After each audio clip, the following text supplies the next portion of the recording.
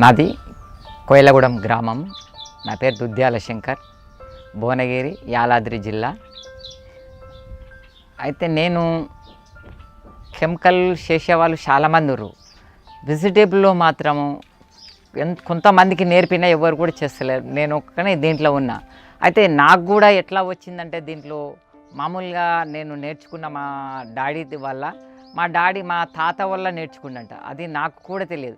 వాళ్ళు నేర్చుకున్నాక కూడా నాకు ఇంకా కావాలి అనే ఆలోచన మీద బయటి రాష్ట్రాలు, బయట ఇక్కడ దస్తకారాద్ర అలాంటి దాంట్లో కూడా పోయి ఇండివిజువల్గా దీన్ని పరిశోధించి ఎన్ని కలర్లు వస్తే ఏ దాని నుంచి ఏ కలర్లు వస్తే బాగుంటాయని చెప్పేసి సెర్చ్ చేసి దీంట్లో కలర్లు తీసుకొచ్చిన.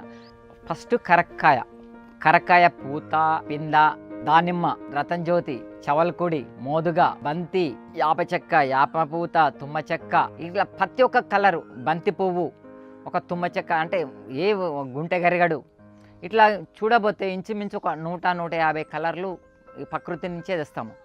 ప్రకృతి నుంచి తెచ్చి అవి అద్దడం వల్ల మనకు అందానికి అందము, ఆరోగ్యానికి ఆరోగ్యము.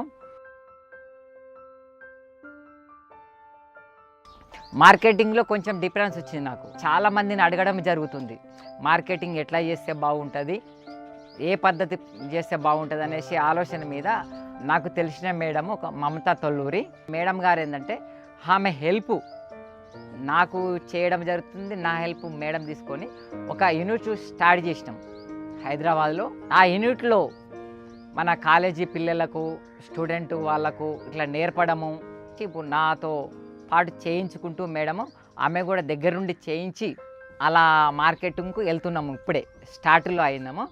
నాకు ఎంత హెల్ప్ చేస్తుందో మేడంకి తెలుసు. నేను ఎవరైనా చాలామందిని అడిగిన హెల్ప్, గవర్నమెంట్ని అడిగినా ఏ బ్యాంకు కూడా ఏం చేయలేదు. టూరిజం నుంచి చాలామంది వచ్చారు, వాళ్ళని కూడా అడిగిన డొనేషన్లు ఒక 20-25 లక్షలు బ్యాంకులు వేసిన, ఇంతవరకు కూడా 5 పైసలు నాకేం రాలేదు.